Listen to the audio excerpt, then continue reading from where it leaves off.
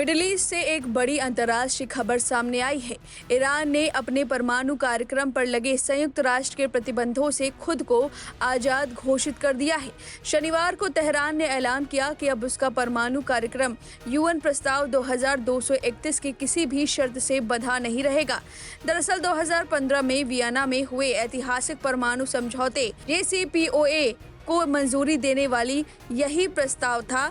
इसकी 10 साल की अवधि 18 अक्टूबर 2025 को पूरी हो चुकी है और इसी के साथ ईरान ने इसे समाप्त मानते हुए खुला ऐलान कर दिया है कि अब उसके ऊपर कोई अंतर्राष्ट्रीय प्रतिबंध लागू नहीं होगा। इसी पर ईरान के विदेश मंत्रालय ने कहा, अब से हमारे परमाणु कार्यक्रम में जुड़ी सभी शर्तें, प्रतिबंध और निगरानी तंत्र खत्म हो चुके हैं।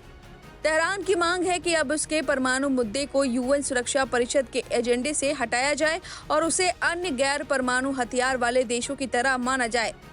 अब चलिए जानते हैं कि आखिर ये कौन सा समझौता था, कौन सी डील थी जिसके चलते ईरान परमाणु हथियार को लेकर दबाव महसूस करता था। दरअसल 2015 में JCPOA समझौता Iran, America, Britain, France, Germany, रूस और चीन के बीच हुआ था। इसके तहत ईरान ने यूरेनियम संवर्धन यानी यूरेनियम एनरिचमेंट को 3.67% तक सीमित रखा था। बदले में अंतर्राष्ट्रीय प्रतिबंधों में ढील दी गई थी। वहीं इंटरनेशनल एटॉमिक एनर्जी एजेंसी को परमाणु ठिकानों की निगरानी की अनुमति दी गई थी।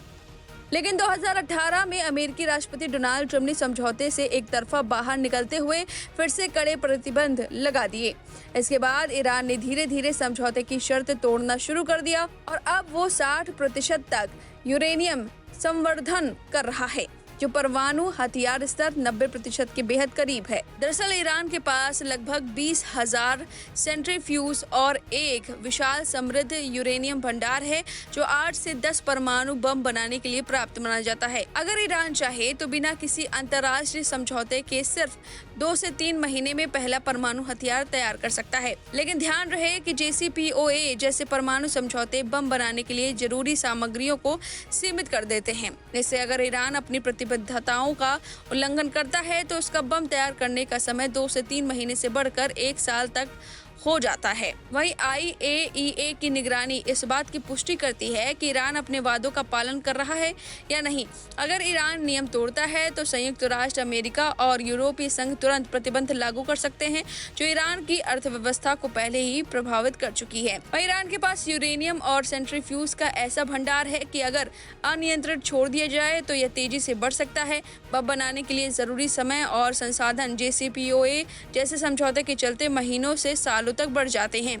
फिलहाल ईरान ने खुद को आजाद बता दिया है और उसने कहा है कि इस समझौते के तहत अब कोई बैन नहीं लग सकता है क्योंकि इसकी अवधि खत्म हो चुकी है। वहीं आपको याद दिला दें कि जुलाई में इजराइल और ईरान के बीच 12 दिन का युद्ध हुआ था। इस संघर्ष के बाद ईरान ने IAEA के साथ सहयोग तोड़ दिया था, यह कहते हुए कि एजेंसी ने अमेरिका और इजराइल द्वारा किए गए हमलों की निंदा नहीं की। यही वजह रही है कि ईरान और पश्चिमी देशों के बीच परमाणु वार्ता पूरी तरह ठप हो गई थी।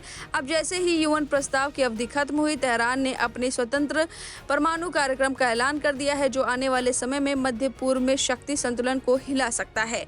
फिलहाल ईरान के इस ऐलान पर आपकी जो भी राय हमें कमेंट करके जरूर बताएं।